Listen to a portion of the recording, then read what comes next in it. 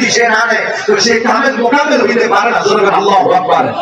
এবার শরীয়ত শিক্ষা গ্রহণ করার জন্য যেমন বাহ্যিক বেশভূষা পরিবর্তনের জন্য যেমন এই স্কুল কলেজ মাদ্রাসাগুলো দরকার, আত্মশুদ্ধি ওই তাসকিয়া তাসাউফের জন্য ওলি আল্লাহর সোহবত নেওয়া দরকার। জোরে বলুন সুবহানাল্লাহ। সেই জন্য আমরা ওলি আল্লাহর সোহবতে আসবো। আল্লাহ রুহি রুহানি ফেরেশতা আল্লাহ আমাদের ধন্য করুন। আমিন। আসসালামু আলাইকুম ওয়া রাহমাতুল্লাহি ওয়া বারাকাতুহু। মাশাআল্লাহ, মারহাবা। অত্যন্ত চমৎকার হাদিসে মোবারকা দ্বারা তিনি তরিকত চর্চার প্রয়োজনীয়তা গুরুত্ব সহকারে উল্লেখ করেছেন। হুজুরকে মোবারকবাদ। এখন হুজুর কেবলার নির্ধারিত বিষয়ের উপর দরসে হাদিস পেশ করবেন হযরত মাওলানা আবু কাউসার শাহপুরী, খতিব, ফকির বাজার, সুন্নিয়া জামে মসজিদ। ওনার দরসে হাদিসের বিষয় স্বামী স্ত্রীর হক, স্বামী স্ত্রীর পারস্পরিক হক। হযরত মাওলানা আবু কাউসার শাহপুরী, ফকির বাজার, জামে মসজিদ, বুড়িচং, কুমিল্লা।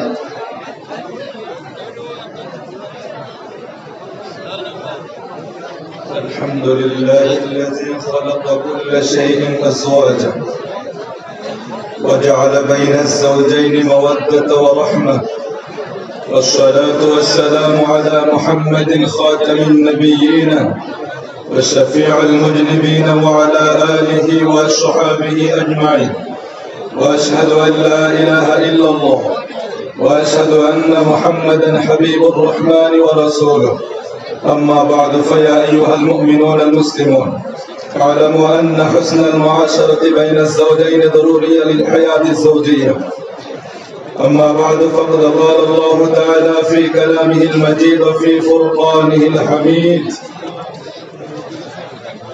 قال الله تعالى: وعاشروهن بالمعروف فإن كرهتموهن فعسى أن تكرهوا شيئا ويجعل الله فيه خيرا كثيرا. صدق الله العلي العظيم وصدق رسوله النبي الحبيب الكريم. إن الله وملائكته يصلون على النبي يا أيها الذين آمنوا صلوا عليه وسلموا تسليما.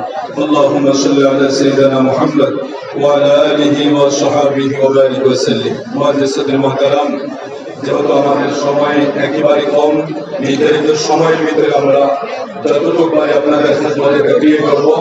আমরা এখানে এসেছি দোয়া দেওয়ার জন্য, আপনার নির্দেশে আপনাদের খেদমতে যতটুকু সম্ভব আমরা তকরির করব। আর আল্লাহর কাছে ফরিয়াদ করব আল্লাহ যাতে আজকের এই রোজ জামান মুবারকে তাদের নেক নজরে আমাদের মুর্দা কলকে আল্লাহ যেন মদিনার আয়না বানায়। আওয়াজ করে বলি আমিন। আল্লাহ কোরআন শরীফে ফরমান: ওয়াশিরুহুন্না বিল মারুফ ফাইন কারিহতুমুহুন্না ফাআসা আন তাকরাহু শাইআন ওয়া ইয়াজআলাল্লাহু ফীহি খায়রান কাসীরা। তোমরা তোমাদের স্ত্রীদের সাথে সৎভাবে জীবন যাপন করো, আর যদি তোমরা তাদেরকে অপছন্দ করো তবে এমন হতে পারে যে তোমরা কোনো কিছুকে অপছন্দ করছো অথচ আল্লাহ তার মধ্যে অনেক কল্যাণ রেখেছেন। আওয়াজ করে বলি সুবহানাল্লাহ।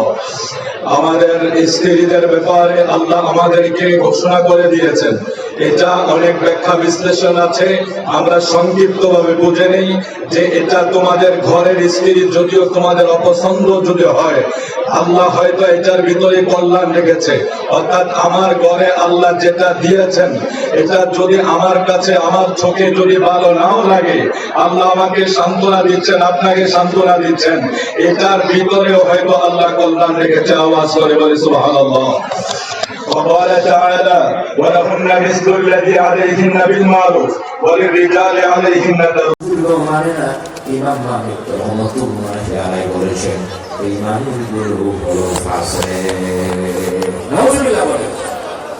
তাহলে একদল শুধু দরিবাদ মানলে এরা হয়ে গেল জিন্দিক, আর একদল শুধু শরীয়ত মানলে মানুষগুলো হয়ে গেল ফাসিক। তার এখন খাতিকে ইমাম মালিক বলেন, ওমান জামা বাইনাহুমা ফাকাত তাকাম্মালা তাহাক্কাকা।